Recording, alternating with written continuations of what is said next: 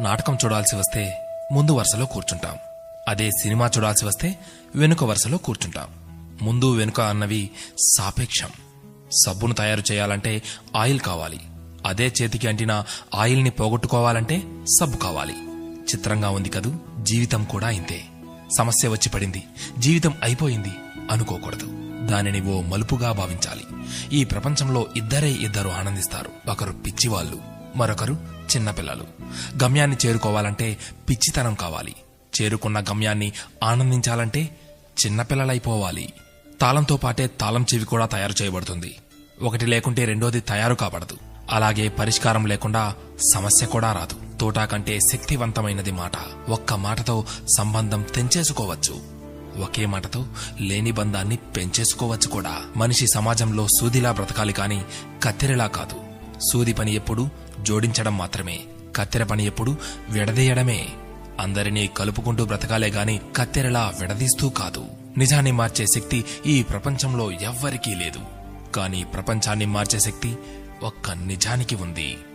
నీవు సంతోషంగా ఉన్నావంటే నీకు సమస్యల్లేవని కాదు, వాటిని ఎదుర్కోగల శక్తి, ధైర్యం నీకున్నాయని అర్థం. స్నేహితుడిని నీ దుఃఖ సమయంలోనూ, యోధుడిని యుద్ధంలోనూ, భార్యను పేదరికంలోనూ, గొప్ప వ్యక్తిని అతని వినయంలోనూ పరీక్షించాలి. చేసిన తప్పుకు క్షమాపణ అడిగినవాడు ధైర్యవంతుడు. ఎదుటి వారి తప్పును క్షమించగలిగిన వాడు బలవంతుడు. కష్టం అందరికీ శత్రువే, కాని కష్టాన్ని కూడా చిరునవ్వుతో స్వీకరిస్తే అది సుఖమై నిన్ను ప్రేమిస్తుంది. ఓటమి లేనివాడికి అనుభవం రాదు, అనుభవం లేనివాడికి జ్ఞానం రాదు. గెలిచినప్పుడు గెలుపును స్వీకరించు, ఓడినప్పుడు పాఠాన్ని స్వీకరించు. ఓడిపోయి విశ్రాంతి తీసుకుంటున్నప్పుడు ఆ ఓటమి నేర్పిన పాఠాన్ని చదువుకో. నీవే గెలుస్తావు. ఎవరికైనా ఉండేది రోజుకు 24 గంటలు మాత్రమే. గెలిచేవాడు ఆ 24 గంటలు కష్టపడుతుంటాడు. ఓడేవాడు ఆ 24 గంటలు ఎలా కష్టపడాలా అని ఆలోచిస్తుంటాడు. అంతే తేడా. గెలవాలన్న తపన, గెలవగలను అన్న నమ్మకం, నిరంతర సాధన, ఈ మూడే నిన్ను గెలుపుకు దగ్గర చేసే సాధనాలు. నేను గెలవటంలో ఓడిపోవచ్చు, కానీ ప్రయత్నించడంలో గెలుస్తున్నాను. ప్రయత్నిస్తూ గెలుస్తాను, గెలిచి తీరుతాను.